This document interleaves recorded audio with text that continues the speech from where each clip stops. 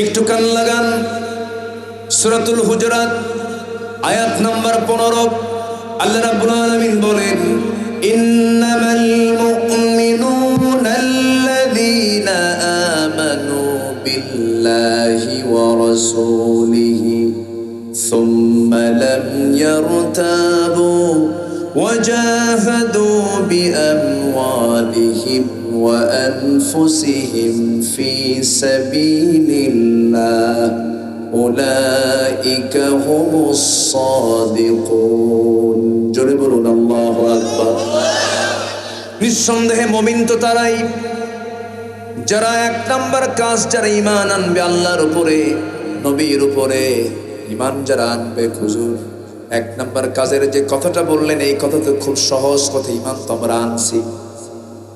হয়তো অনেকে চিন্তা করছেন, যারা ঈমান আনবে আল্লাহর উপরে, নবীর উপরে যারা ঈমান আনবে, এক নাম্বার কাজ এটা। এমন আমার দেশে আছে ব্যক্তির নামই হলো ঈমান আলী। ওর জান্নাতে যাবে কখন? নামই তো ঈমান আলী, কিন্তু নামাজ পড়ে না। নাম কি রাখছে? ঈমান আলী। নাম হলো রমজান আলী। রমজান মাসে দুপুরবেলা ভাত খায়।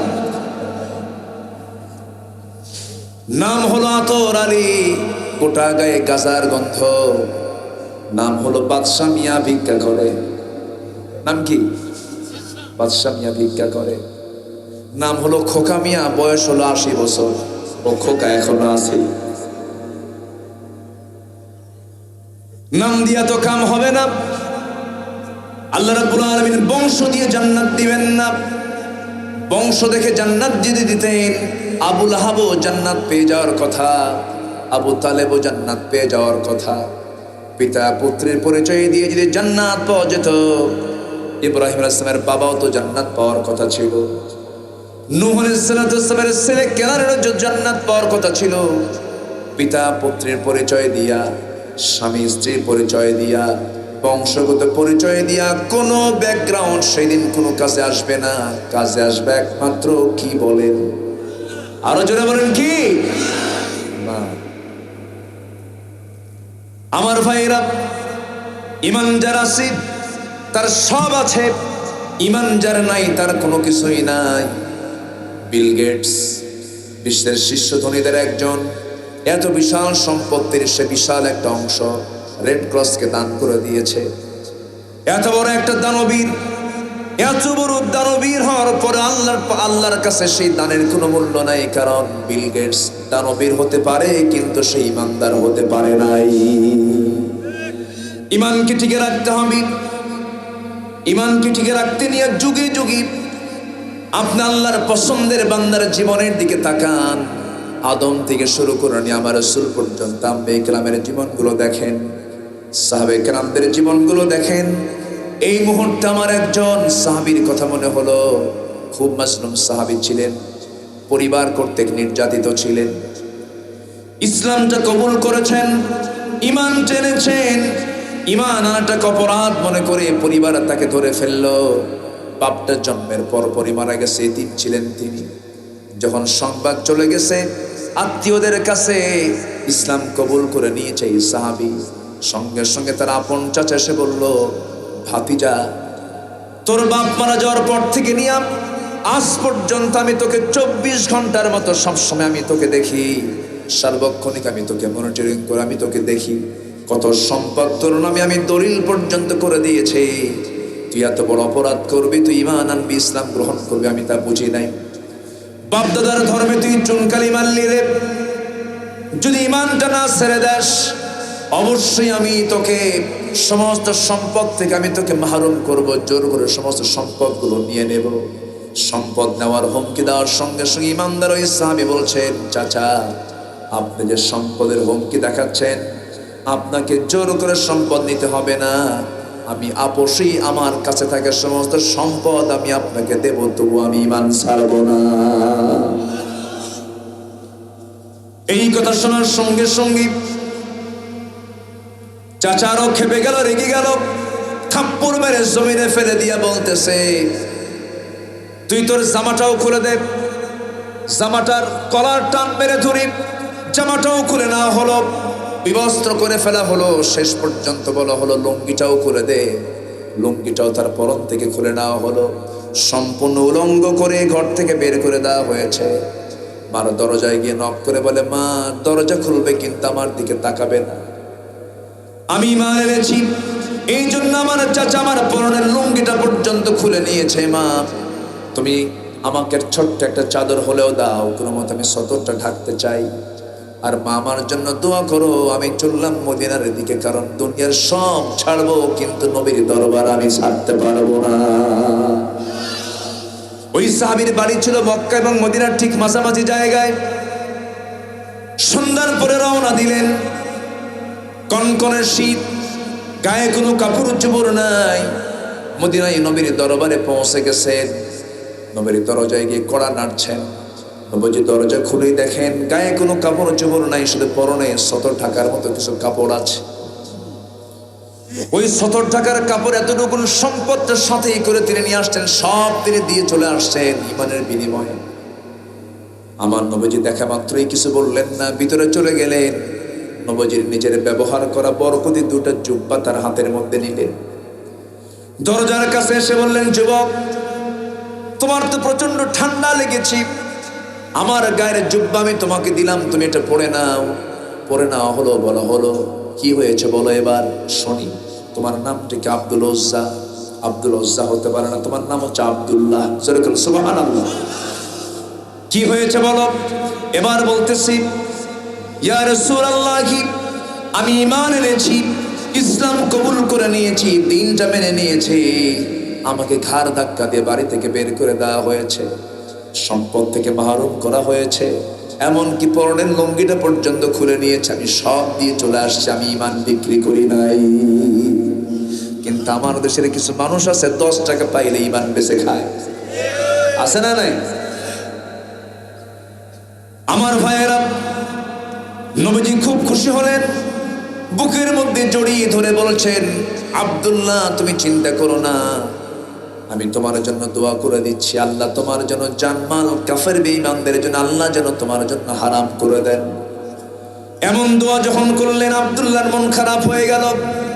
রাসূল বলছেন, আব্দুল্লাহ তোমার মন খারাপ কেন? তিনি বলছেন, হুজুর আপনি আমার জন্য তো উল্টা দোয়া করে ফেললেন কেন?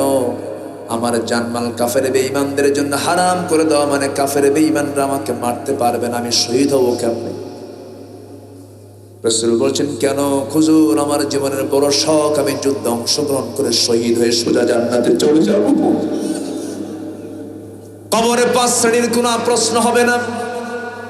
কবরে 5টা শ্রেণী, যারা কবরে যাবে তাদের কোনো কবরে আযাব হবে না। নাম্বার 1 হলো শহীদ যারা, তাদের কবরে কোনো প্রশ্নই করা হবে না, সোজা জান্নাত তারা পেয়ে যাবে। ওই সমস্ত ব্যক্তির কবরে কোনো প্রশ্ন, কবরে কোনো আযাব হবে না যে সমস্ত কবরবাসী দুনিয়া থেকে বিদায় নেবে শুক্রবারে। আলহামদুলিল্লাহ বলবেন না? তাহলে আমরা মরবই যখন মরতে চাই কি বারে বলেন? শুক্রবারে। মরতে যদি হয় আমরা শহীদই মরণ চাইবো আমরা কার কাছে? আল্লাহর কাছে। আগুনে পোড়া, পানিতে পোড়া ব্যক্তি পেটের পীড়ায় আক্রান্ত হয়ে দুনিয়া থেকে বিদায় নিয়েছে, আল্লাহ তাআলা তাদেরকে কবরে কোনো আযাব দিবেন না। সুবহানাল্লাহ। শহীদের মর্যাদা পেয়ে যাবে। ওই সাহাবী বলেছেন, ইয়া রাসূলুল্লাহ আমি যদি বিছানায় মরে যাই আমি তো শহীদ হতে পারবো না, আপনি আমার জন্য এমন দোয়া করলেন কেন?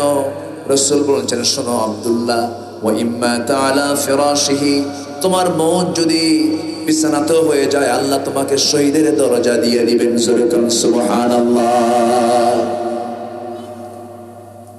এই কথা বলার পরে নবীজি তার হাতের মধ্যে কোরআনটা তুলে দিলেন, আসহাবে সুফফার ভিতরে চলে গেলেন। আসহাবে সুফফার সদস্যদের মাঝে যখন তিনি বসে বসে কোরআন তেলাওয়াত করছেন, চিৎকার মেরে মেরে কোরআন পড়ছেন, আর চোখের কোনা বেয়ে বেয়ে টপ টপ করে পানি পড়ছে। সাহাবীরা তার আওয়াজ শুনে বিরক্ত হয়ে নবীর কাছে এসে বলে, হুজুর নতুন একজন সাহাবী আসছে, নাম তার আব্দুল্লাহ, এত জোরে কোরআন পড়ে আমাদের ডিস্টার্ব হয়। রাসূল বলছেন, আমার সাহাবীরা দয়া করে আমার আব্দুল্লাহর তেলাওয়াতে বাধা দিও না, কারণ আব্দুল্লাহ জোরে জোরে পড়ে এই জন্য, কারণ ঈমান আনতে গিয়ে তার দুনিয়াটা বিক্রি করে ঈমানটা আনতে হয়েছে। সব ছেড়ে দিয়েছে সে। এই আব্দুল্লাহ নবীজি তাকে খুব ভালোবাসতেন। মদিনায় থাকাকালীন নবীজির নেতৃত্বে যুদ্ধের ময়দানে চলে গেলেন, আব্দুল্লাহ অংশগ্রহণ করলেন। যুদ্ধ শেষ করে যখন মদিনার দিকে ফিরতেছিলেন, হঠাৎ করে নবীর কানে সংবাদ আসলো, হুজুর ওই যে আমার আপনার প্রিয় সাহাবী আব্দুল্লাহ খুব অসুস্থ। রাসূল বললেন, ভালো করে সেবা করো, ভালো করে খেদমত করো। এই কথা যখন বলা হলো, এমন সময় 3টা দিন চলে গেছে। সাহাবে কেরাম সর্বোত্তম খেদমত করলেন, সেবা করলেন, চিকিৎসা দিলেন, কিন্তু 3 দিনের মাথায় সেই সাহাবী দুনিয়া থেকে বিদায় নিলেন। নবীর কানে সংবাদ গেল, আমার নবীজি শোনা মাত্র বলছেন, ও আমার সাহাবীরা, আমার যে সাহাবীটা দুনিয়া থেকে বিদায় নিয়েছে তার জানাজার আয়োজন করো। ওই আব্দুল্লাহর জানাজার নামাজ পড়ানোর দায়িত্ব আমি কাউকে দেব না, আমি রাসূল নিজে তার জানাজার নামাজের ইমামতের দায়িত্ব পালন করব। জোরে কোন সুবহানাল্লাহ। আমার নবীজি জানাজায় হাজির হলেন, জানাজা শুরু হয়ে গেল, জানাজা সম্পূর্ণ করলেন। সম্পূর্ণ করার পর আমার নবীজি বলছেন, ও সাহাবীরা, আমার আব্দুল্লাহর কবরটা কোথায় দিচ্ছ তোমরা বলো তো। হুজুর ওই যে 2 পাহাড়ের ঠিক মাঝখান বরাবর চিপায় কবর খনন হয়েছে নাকি? হ্যাঁ, কবর খনন হয়ে গেছে। রাসূল বললেন, তোমরা আমাকে কবরের সামনে নিয়ে যাও। রাসূল চলে গেলেন। এবার বলছেন, সাহাবীরা রে, সব সাহাবীর কবরে তোমরা নেমে তাকে দাফন করো, কিন্তু আজকে আমার প্রিয় সাহাবী আব্দুল্লাহর কবরে আমি কাউকে নামতে দেব না, আমি রাসূল নিজে নামবো, আমি রাসূল নিজে নামবো।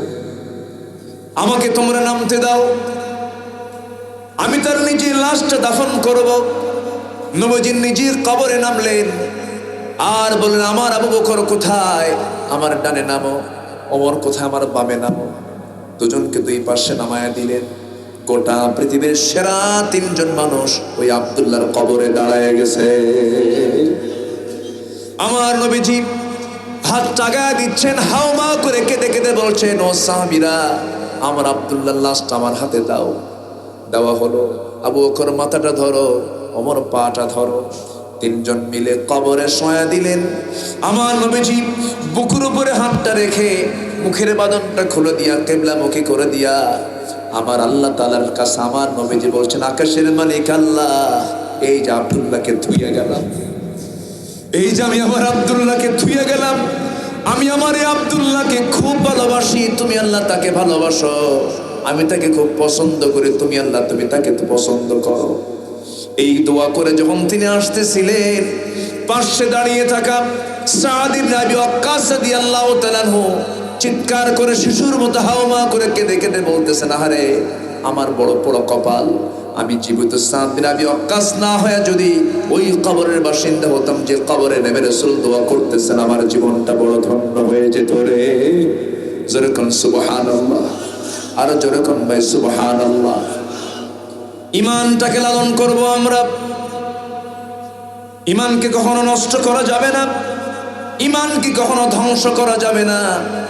আল্লাহ রাব্বুল আলামিন বলেছেন, বান্দার ইমান ভালো করে আন, আমাকে তুই বিশ্বাস কর, যেখানে সবাই ফেল মেরে যাবে আমি আল্লাহ কখনো ফেল মারবো না। তোর ব্যবসা হয় না আমার কাছে চা, তোর সন্তান হয় না আমার কাছে চা, শিরিক করবি না, কোনো মাজারে যাবি না। তো কোরআন কি বলছে? অনেকগুলো পরিচয় আছে রমজান মাসের, একটু কোরআন থেকে শুনি। কোরআন তুমি বলো রমজান কি, কিসের মাস এটা? আল্লাহ রাব্বুল আলামিন বলেন, শাহরু রমাদানাল্লাযী উনজিলা ফীহিল কুরআনু হুদাল লিন-নাস ওয়া বায়িনাতিন মিনাল হুদা ওয়াল ফুরকান। রমজান মাস হলো সেই মাসের নাম যে মাসে সর্বকালের সর্বযুগের সর্বশ্রেষ্ঠ মহাগ্রন্থ কোরআনটাকে নাজিল করা হয়েছে, যা নাকি কোনটা হক কোনটা বাতিল, কোনটা ন্যায় কোনটা অন্যায়, কোনটা প্রহিবিটেড কোনটা লেজিটিমেট, কোনটা হালাল কোনটা হারাম, এটাকে নির্দিষ্ট করার জন্য আল্লাহ রাব্বুল আলামিন কোরআনটা ফুরকান হিসেবে আল্লাহ রাব্বুল আলামিন রমজান মাসে নাজিল করেছেন। জোরে বলি সুবহানাল্লাহ। তাহলে বলা যায় কোরআন হলো সেই কিতাব যে কিতাব নাজিল হয়েছে কোন মাসে? তাহলে কোরআন, তাহলে রমজান মাস হলো কি নাজিলের মাস? কি নাজিলের মাস? কোরআন নাজিলের মাস। সেটা খুব সামনে, খুব কাছাকাছি আমরা পাবো। কিন্তু এখানে যারা বসে আছেন, আমি একটু সবার কাছে একটু প্রশ্ন করব। প্রশ্ন করলে মনোযোগটা বাড়ে। মাঝে মাঝে যদি প্রশ্ন করি রাগ করবেন না তো? জি, কোরআন রমজান মাসে নাজিল হল। সেই রমজান মাস যখন আসে, আমাদের সবার আগে একটা দায়িত্ব এসে যায় সেই কিতাবটা শেখা। কারো জীবনে এখানে 50 বসন্ত পার করেছেন, 60 বসন্ত পার করেছেন, মুরব্বীর 75 বসন্ত পার হয়ে গেছে, 75 বছর বয়স ওনার এখন, কিন্তু এখনো টকবগে, আমাদের চাইতে মনে হয় জুয়া, তাই না? বলি আলহামদুলিল্লাহ। এরকম করে অনেকের অনেক বছর চলে গেছে। কিন্তু আমি যদি বলি এখানে যারা বসে আছেন সবাই কি বুকটা উঁচু করে, কেউ কি সাহস করে বলতে পারবেন আমি কোরআনটা, সবাই কি বলতে পারবেন আমি সহি করে পড়তে পারি? অধিকাংশের হাত কি উঠবে? তা উঠবে না। এখানে যারা বসে আছেন সবাই কিন্তু কোরআন পড়তে পারেন না। এটার জন্য যদি দায় ধরা হয়, কোনো দায়ী করা হয়, প্রথম দায়ী হবে ব্যক্তি নিজে। ব্যক্তি নিজে। এখানে বাপ মাও কিছু জড়িত আছেন। বাপ মাকে যে ধরা হবে না তা না, সন্তানকে শুধু ধরবেন তা না, বাপ মাকেও ধরবেন কে? আল্লাহ তাআলা। তবে আমি গত সেপ্টেম্বরে, প্রত্যেক বছর আমার একটা সেমিনার হয় মালয়েশিয়ায় গিয়েছিলাম। ওখানকার প্রধানমন্ত্রী ডক্টর আনোয়ার ইব্রাহিম, এখন তিনি প্রেজেন্ট প্রাইম মিনিস্টার মালয়েশিয়া। উনি একটা সেমিনারে যোগদান করলেন, কথাবার্তা বললেন। এরপরে দেখলাম এই একজন দেশের প্রধানমন্ত্রী তিনি একটা জুমার মসজিদের খুতবা দিচ্ছেন। সুবহানাল্লাহ বলবেন না? এটা আশ্চর্য বলবো আমি। সম্মানিত ভাইয়েরা, যেখানে 60% মুসলমান মালয়েশিয়ায়, প্রত্যেকটা মুসলমান ক্লাস 8 লেভেলে যখন ওঠে, সেই দেশের শিক্ষা ব্যবস্থা এমনভাবে সাজানো, ক্লাস 8 পর্যন্ত উঠলেই প্রত্যেক শিক্ষার্থীর 2 থেকে 3 পারা কোরআন এমনি এমনি মুখস্থ হয়ে যায়। কেন? তাদের শিক্ষা ব্যবস্থা এইভাবে সাজানো আছে, অটোমেটিক হয়ে যায়। কিন্তু আমার দেশে কি সেই সিস্টেম আছে? উনি দেশের শীর্ষস্থানীয় বিদ্যাপীঠ, university of Dhaka, Oxford of the east, প্রাচ্যের অক্সফোর্ড নামে খ্যাত ঢাকা ইউনিভার্সিটির উনি একজন ছাত্র ছিলেন। আমিও ভাঙ্গাচুরা ওই ভার্সিটিতে একটু পড়াশোনা করেছি। সিলেবাস যেটা, আজকে যদি কোমল হৃদয়ে যদি কোরআন শিখানোর যদি ব্যবস্থা যদি শিক্ষা কারিকুলামে থাকতো, আমার দেশের চিত্র এমনটি হতো, ঠিক কিনা? কিন্তু সেই মানসিকতা কি আছে? সেই মানসিকতা কি আছে? পার্লামেন্টে তেলাওয়াত করার জন্য একজন কারি সাহেব নিযুক্ত আছেন, উনি সেদিন যান, আমার কান সাক্ষী। তো কারি সাহেব নেই, তেলাওয়াত তো অধিবেশন শুরু হবে, তেলাওয়াত ছাড়া তো আর করা যাবে না। একজন উপস্থিত এক এমপিকে বলা হলো যে আপনি একটু তেলাওয়াত করেন। উনি তেলাওয়াত শুরু করলেন, শয়তান কয় তোর সে তেলাওয়াত আমার ভালো আছে। এই হলো আমার দেশের তেলাওয়াতের দশা। আবার আমাদেরকে বলা হয়, হুজুররা জানে কি আমরা কি কোরআন পড়ি না? আমরা বুখারী, মুসলিম, তিরমিজি, নাসাই, মিশকাত নাকি সিয়াসিল্লাহ। তো 15 বছর ধরে প্রচুর গান গাইলো সংসদে, এবার চান্স নাই। এবার চান্স আছে, চলে গেছে, ওরাই লাগছে মারামারি। যা হয় হোক। সম্মানিত ভাইয়েরা, সম্মানিত বন্ধুগণ, কোরআন আছে যে হৃদয়ে, এটা জান্নাতের হৃদয়। আর ইন্নাল্লাযী লাইসা ফি জাওফিহি শাইউম মিনাল কুরআন কাল বাইতিল খারবি, যার দিলের মধ্যে কোরআন নাই সেটা হচ্ছে একটা উজান বিরান বাড়ির মতো। যে বাড়িতে মানুষ বসবাস করে না, সেই বাড়িতে বসবাস করে হলো পোকামাকড়, কীট পতঙ্গ, সাপ বিচ্ছু। বলেছেন মুহাম্মদ সাল্লাল্লাহু আলাইহি ওয়াসাল্লাম। তাহলে কি আমি আলোচনার শুরুতে আমার একটা সিদ্ধান্ত আমি আপনাদের কাছ থেকে জানতে পারি? আগামী রমজান মাস, কোরআন নাজিরের মাসে আমাদের একটা আন্দোলন হবে, আমাদের একটা চেষ্টা হবে, ব্যক্তিগত চেষ্টা, ব্যক্তিগত আন্দোলন। সেটা হলো কোরআন শেখার আন্দোলন, কোরআন শেখার একটা চেষ্টা, কোরআন শেখার একটা মুজাহাদা। এটা কি করা যায়? আচ্ছা, একটা কোরআন সুন্দর করে পড়তে শিখতে কয়দিন লাগে একটু বলেন? আমি এটারও পরিমাণ বলে দিচ্ছি। খুব মেধাবী হলে 7 দিন, খুব মেধাবী হলে কয়দিন? 7 দিন। একটু দুর্বল হলে 15 দিন, আর একেবারেই দুর্বল বসে কম 1 মাস। আলহামদুলিল্লাহ বলবেন না? তাহলে আমি যদি আপনাদেরকে দায়িত্ব দিই, রাগ করবেন? রাগ করবেন?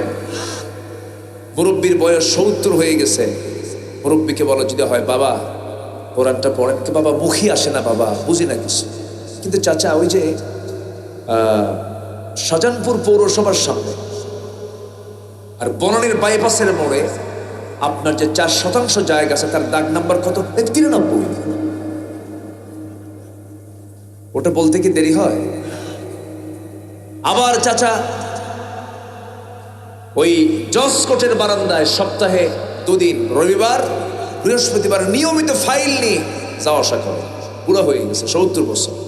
চাচা এই বুড়া বয়সে আপনি তো কোর্টে বারান্দায় দৌড়াদৌড়ি করেন কেন?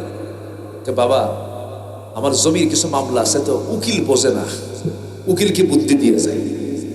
তাহলে উকিলকে উনি বুদ্ধি দেন, ওনার সমস্ত জমির দাগ নাম্বার, খতিয়ান নাম্বার মুখস্থ। যদি বলা হয় কোরআনটা পড়েন বাবাজি, বাবা মুখে আসে না। আসে না? নাই? আসলে কি মুখে আসে না, না চেষ্টা নাই? চেষ্টা। সামান্য দুনিয়ার 60-70 বছরের জিন্দেগির জন্য যদি খতিয়ান নাম্বার গুলো মুখস্থ থেকে যায় টনটনা, অথচ আল্লাহ রাব্বুল আলামিন এই ব্যক্তি, যে ব্যক্তি সর্বশেষ জান্নাতে চলে যাবে, সর্বনিম্ন জান্নাত যাকে দেওয়া হবে, সেই জান্নাতের এরিয়া হবে 10 লক্ষ পৃথিবীর সমান। 10টা পৃথিবীর সমান একটা জান্নাত। জোরে বলি সুবহানাল্লাহ। 10টা পৃথিবী মনে ছোটখাটো হয়ে গেল নাকি? ছোটখাটো হয়েছে? এত বড় একটা জান্নাত। আপনি কোরআনই পড়া শিখলেন, যা না শিখলে নামাজই হয় না, কেমনে আশা করতে পারেন এই জান্নাতে? রাগ করতেছেন নাকি আপনারা? আমার আলোচনার ধরনটা একটু ভিন্ন। আমার এই মাহফিল অঙ্গনে প্রায় 25 বছর হয়ে গেল, 25-26 বছর। এই 25 বছরে আমার ম্যাক্সিমাম আলোচনা রেকর্ড করা আছে। আমি চেষ্টা করেছি আমার আলোচনার যারা নিয়মিত, যারা এখন অনলাইনে প্রযুক্তির মধ্য দিয়ে শোনার সুযোগ হয়, যারা শুনেছেন এই পর্যন্ত এই দেশে যত আলোচক আলোচনা করেছেন, হয়তো অনেকে সমালোচিত, আলোচিত অনেক কিছু, কিন্তু আমি চেষ্টা করি আমার বুদ্ধিটা যতক্ষণ পর্যন্ত সচেতন আছে, আমি বুঝি না বুঝে সেটা ভিন্ন কথা, আমি আমার সচেতনতাকে সামনে রেখে আমি হক কথাগুলো বলার চেষ্টা করি। সম্মানিত ভাইরা, আমি আপনাদেরকে প্রথম যে আহ্বানটা জানাবো, ভাইরে, এই কোরআন কিন্তু খুব সিরিয়াস একটা কিতাব। এটা কিন্তু একদিন কথা বলবে, একদিন আমার জন্য আপনার জন্য সাক্ষী হবে আল্লাহর সামনে। যেরকম সুবহানাল্লাহ, যেরকম সুবহানাল্লাহ। আল্লাহর সামনে বলবে আল কোরআন হুজ্জাতুল লাকা ওয়া আলাইকা, কোরআন তোমার পক্ষে যাবে অথবা বিপক্ষে যাবে। কত কঠিন একটা বিষয় এটা। তাহলে আমার এই কোরআনকে জানার দরকার আছে না নাই? আসতে বলবেন না, আছে না নাই? আমি জানলাম না, কোরআন কি আমার পক্ষে আসবে? আমি চিনি না কোরআন, আমার পক্ষে কেমনে আসবে? বিষয়টা তো বুঝতে হবে। তাহলে আমি যদি চিনি, জানি, তাহলে তো বোঝা যাবে যে না, কোরআন আমি জানলাম, বুঝলাম, কোরআন আমার পক্ষে একটা কথা, একটা সাক্ষী হতে পারে। সম্মানিত ভাইয়েরা, যেদিন আমার নবীজির সুপারিশ গ্রহণ করা হবে, সেই দিন হাসরের ময়দানে আমার নবীজি চারবার আসবেন। কয়বার? চারবার আসবেন। প্রথমবার এসে কিছু সংখ্যক উম্মতকে জান্নাতে নিয়ে চলে যাবেন। দ্বিতীয়বার এসে কিছু সংখ্যক উম্মতকে জান্নাতে নিয়ে যাবেন। তৃতীয়বার আসবেন, কিছু সংখ্যক উম্মতকে নিয়ে একসাথে জান্নাতে চলে যাবেন। আম্মা জান আয়েশা বলেন, ইয়া রাসূলুল্লাহি, ইয়া হাবিবাল্লাহি, এই অসংখ্য মানুষের মাঝ থেকে আপনি কেমন করে বাছাই করে করে ভালো বান্দাগুলোকে আপনি জান্নাতে নিয়ে যাবেন? আপনার উম্মতগুলোকে আপনি কেমনে জান্নাতে নিয়ে, কেমন করে আপনি চিনবেন? আমার নবীজি বলেন, ওরে আয়েশা, দুনিয়ার জিন্দেগিতে অসংখ্য ঘোড়ার মাঝে যে সমস্ত ঘোড়ার কপালের সামনে সাদা কালো পাকড়া পাকড়ি চিহ্ন আছে, এই ঘোড়াগুলোকে যেমন অনেকগুলো ঘোড়ার মধ্যে অনাসি চেনা যায়, জিলি চেনা যায়, তেমনি অসংখ্য বান্দার মাঝে কিছু সংখ্যক বান্দাকে আমি দেখতে পাবো যাদের কপালের নূর চমকাবে, যাদের কপালের নূরের আলো প্রকাশ পাবে, যারা দুনিয়ার জিন্দেগিতে আজান শোনা মাত্রই দৌড় মেরে মসজিদের দিকে চলে গেছে, এই সমস্ত বান্দার কপালে নূরের চমক দেখা দেবে। সেই নূরের ঝলকানি দেখে দেখে আমি তাদেরকে বেছে বেছে একসঙ্গে জান্নাতে নিয়ে চলে যাব। নামাজ ছাড়া জান্নাত হবে? নামাজ ছাড়া জান্নাত আছে? কিন্তু আমার দেশে কিছু দরবার আছে, মুড়ি ধুলে নামাজ লাগে না, এরকম দরবারও আছে, আছে না?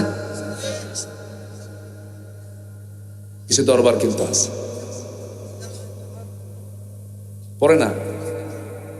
হ্যাঁ, ঠিকই আছে তো, ওটাই তো বললাম। জি, সম্মানিত ভাইরা, এমনও কিছু দরবার আছে যে দরবারে গেলে পরে নামাজ মাফ। পিসাব সামনে ঠ্যাং দুটা দিয়ে রাখে, মুরিদ এসে সোজা সেজদা মারে। যেরকম নাউজুবিল্লাহ, জোরে বলেন নাউজুবিল্লাহ। আর মাঝে মাঝে একটু ফতুয়া দেয়, খাজা দিল কর তাজা, ইসমে জালাল গাজার কলকি খাওয়া হালাল। যেরকম নাউজুবিল্লাহ। আছে না নাই? বদমাইশ এগুলো। সম্মানিত ভাইয়েরা, নামাজ ছাড়া বান্দা জান্নাত পাওয়ার কোনো আশা করতে পারবে? একটু লাইনে আসতেছে। তাহলে আমার নবীজি কপালে দেখবেন নূর, এটা কিসের কারণে? যেরকম কিসের কারণে? নামাজের কারণে। আমার দেশে নামাজ পড়ে মাত্র 5%। কত পার্সেন্ট বলেন?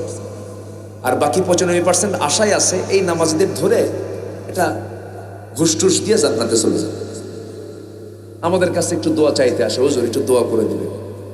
আমি বলি যে আমাদের কাছে দোয়া চাইতে আসছেন ভালো কথা, কিন্তু নিজের দোয়া তো নিজে করা উত্তম। নিজের দোয়া, নিজের খাবারকে অন্য খাইলে হয় না নিজে খেতে হয়? নিজে খেতে হয়। সম্মানিত ভাইয়েরা, সস্তায় জান্নাত খুঁজতে চান অনেকে, সারা মাস সারা বছর নামাজ পড়ে না। রমজান মাসে কিছু শিল্পপতি আছে আমার দেশে, সারা বছর আকাম কুকাম করে, রমজান মাসে ওমরার টিকিট কাটে। ওমরার টিকিট কেটে হুজুর একটা ভাড়া করে, হুজুর আপনার আপ ডাউন ফ্রি, যা চাবেন তাই দেব, কিন্তু এমন দোয়া দিবেন সেই দোয়ার জন্য আমি জান্নাত পার হয়ে জাহান্নামে যাই। আমার দেশে এমন হুজুর আছে না নাই? আছে। হুজুরকে দাওয়াত দেয়, হুজুর সিনেমা হল উদ্বোধন হবে, আসেন। হুজুর হাজির, দোয়া করে আল্লাহ এই সিনেমা হলের কাস্টমার বাড়ায় দাও। এরকম হুজুর নাই? আসতে বলবেন না, আছে না নাই? আবার এরকম আলেমও আছেন, হাসতে হাসতে ফাঁসির মঞ্চে চলে যায়, বাতিল শক্তির কাছে মাথা নত করে না। আছে না নাই? সব শ্রেণী আছে। সম্মানিত ভাইয়েরা, তাহলে প্রথম আহ্বান হবে, রমজান মাস হবে কি শেখার মাস? বলেন কি শেখার মাস? রাজি আছেন কারা কারা? যারা জানেন তারাও হাত তোলেন, যারা জানেন না শেখার জন্য হাত তোলেন। রাজি আছেন তো? জোরে বলি ইয়া আল্লাহ, আমাদেরকে আগামী রমজানে তোমার কালাম, তোমার কিতাব কোরআন ফরজ মনে করে শেখার তৌফিক দাও, শেখার তৌফিক দাও। জোরে বলে আমিন। কষ্ট পেলেন? কি যেন বিপদে ফেলে দিলাম, হুজুর মাহফিলে আসলাম কেন, এটা আরেক ব্যাখ্যাতে দেখতেছি, এরকম ভাবতেছেন নাকি? একদিন মনে হবে বাবাজি আখিরাত, হাসরে মনে হবে এই মজলিস, এই আসরের কি দাম, সেদিন টের পাওয়া যাবে। হাসর আছে না নাই? আসতে আসে না নাই? এটা বেশি করে জানতে হলে কি পড়তে হবে বলেন তো? এর কোরআন এমন একটা ম্যাপ, এই ম্যাপে চোখ রাখলে স্পষ্ট হাসর দেখা যায়। যেরকম সুবহানাল্লাহ, স্পষ্ট হাসর দেখা যায়।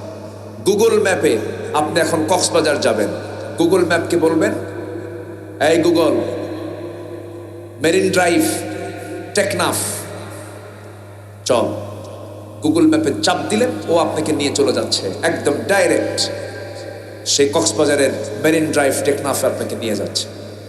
মানুষের বুদ্ধিতে যদি এরকম ম্যাপ তৈরি হয়, কোরআনের মধ্যে জান্নাতের ম্যাপ আছে না নাই? আসতে বলবেন না, আছে না নাই? এই ম্যাপ না জানলে আপনি জান্নাত পাবেন কেমন? কি কথা কি বুঝতেছেন আপনি? আপনি ঢাকা শহর কোনোদিন যান নাই, ঢাকা শহর দেখতে সব রাস্তা কি দুই রকম মনে হবে না একরকম মনে হবে? ঠিক আছে না? যে কোনোদিন বগুড়া শহরে যায় নাই, সাত মাথায় যায় তো তার সাতটা মাথা হয়ে যাবে, ওভাবে আমি কোন মাথায় যাই বুঝ পাবেন। ঠিক তেমনই আমরা কি সেই হারানো পথিক হব, না জান্নাত খুঁজে পাওয়া পথিক হব? জান্নাত খুঁজে পাওয়া পথিক হব। এই ম্যাপটা জেনে নিতে হবে, অপারেটিং সিস্টেমটা জানতে হবে, কেমনে জান্নাত কোথায় আছে, সব এই কিতাবের মধ্যে আছে না নাই? আচ্ছা আমার বন্ধুগণ, প্রত্যেক দিন ফজরের একটু আগ দিয়া মিস্টার ইবলিস প্রত্যেক বান্দার কাছে চলে আসে ওয়াজ করার জন্য। শয়তানও কিন্তু ওয়াজ করে, শয়তানের ওয়াজ আছে না নাই? আছে। শয়তান কিন্তু ওয়াজ করে, ওর ওয়াজ কিন্তু মারাত্মক। শয়তান মনে হয় নারীল্লা আসে না, আসে? হ্যাঁ আসে, নারীল্লা কি শয়তান আসে? আসে, আসে তো আসে। শয়তান আসে না কোন জায়গায়? সিরিয়াস ব্যাপার। শয়তান একদিন আল্লাহর পয়গম্বর মুসার সামনে দাঁড়ায় আছে, সামনে আবার জিব্রাইল দাঁড়ায় আছে। জিব্রাইল বলছে এই শয়তান তোর কাম নাই, নবীর কাছে আসা লাগে। শয়তান কয় মুসা তো দুনিয়ায়, আমি আদম হাওয়াকে জান্নাতে গিয়ে ওয়াসওয়াসা দিলাম, আর মুসার কাছে আসবো না আমি? শয়তান যদি নবীদের কাছে যদি ওয়াসওয়াসা দেওয়ার জন্য যায়, নারীল্লা তো চেনেই না। আছে না নাই? সুদ আছে, নারীল্লায় সুদ আছে। এলাকায় কি সুদখোর আছে কিছু? ভাববেন যে এগুলো এজেন্ট শয়তানের। রাগ করতেছেন নাকি আপনারা? এখন কি উঠবেন না? উঠলি ভাববো ওটা সুদ খায়। বসেন, রাগ করা যাবে না ভাইরে। আমি দরদ নিয়ে কথা বলছি। সত্য কথা একটু তিতা লাগে, সত্য কথা একটু কি লাগে? তিতা লাগে, কিন্তু ওষুধ তিতা হলেও তার ফলাফল ভালো। একটু মনোযোগ দিয়ে শোনেন। এই মাহফিল তো জীবনের শেষ মাহফিলও হতে পারে, হতে পারে না? পারে। আমরা আমল যদি করার নিয়ত করি, আল্লাহ তাআলা এই নিয়তে জান্নাত দিতে পারে। আমরা নিয়ত করব পাকা, জোরে বলি ইনশাআল্লাহ। তো শয়তান শেষ রাত্রে ওয়াজ করতে আসে বান্দার কাছে, ফজরের একটু আগ দিয়ে। ও টাইম মতো আসে একদম। হাদিস শরীফে আসছে শয়তান প্রত্যেক রাতে শেষ রাতের দিকে ফজরের একটু আগ দিয়া শয়তান চলে আসে বান্দার কাছে, এসে বলে আলাইকা লাইলুন তাবিল, আলাইকা লাইলুন তাবিল। সহিহ বর্ণনা হাদিসে এসেছে, রাসূল বলেছেন আলাইকা লাইলুন তাবিল। শয়তান বলে তোমার জন্য রাত অনেক লম্বা রাত, ঘুমাও ঘুমাও, ঘুমাতে থাকো ঘুমাতে থাকো। শয়তান এমন ওয়াসওয়াসা দিয়ে সেই সময় সে ওই বান্দার ভিতরে 3টা গিট মেরে দেয়। কি মেরে দেয়? গিট। এলাকায় কি বলে এটাকে? গিরো। ওই যে গিট্টো, হ্যাঁ গিট্টো মারে, গিট মারে। ভাষা তো বাংলা অনেক সুন্দর, তবে বাংলাদেশের সব অঞ্চলের ভাষা একটু একটু হলে বোঝা যায়, কিন্তু সিলেট এবং চিটাগাং মালাকুল মউত বোঝে না। আমি আগে বুঝতাম না, এখন বুঝি, মোটামুটি বুঝি, কিন্তু খুব কষ্ট। ভাষার মধ্যে মজা আছে। নোয়াখালী কয়েকদিন আগে মাহফিল ছিল, তো অনেক রাত হয়েছে, বাচ্চাটা ঘুমাচ্ছে না। তো বাচ্চার বাপ ছেলেকে রাগ করে বলতেছে, মানে ও যেন ঘুমায় তাড়াতাড়ি, রাগ করে বলতেছে মুতিয়াই হুতি যা। কথা বোঝেন নাই? মুতিয়াই হুতি যা মানে হচ্ছে পেশাব করে শুয়ে পড়ো, একদম শর্টে মেরে দিল, মুতিয়াই হুতি যা। ভাষা কত সুন্দর না আমার দেশের, বলেন আলহামদুলিল্লাহ।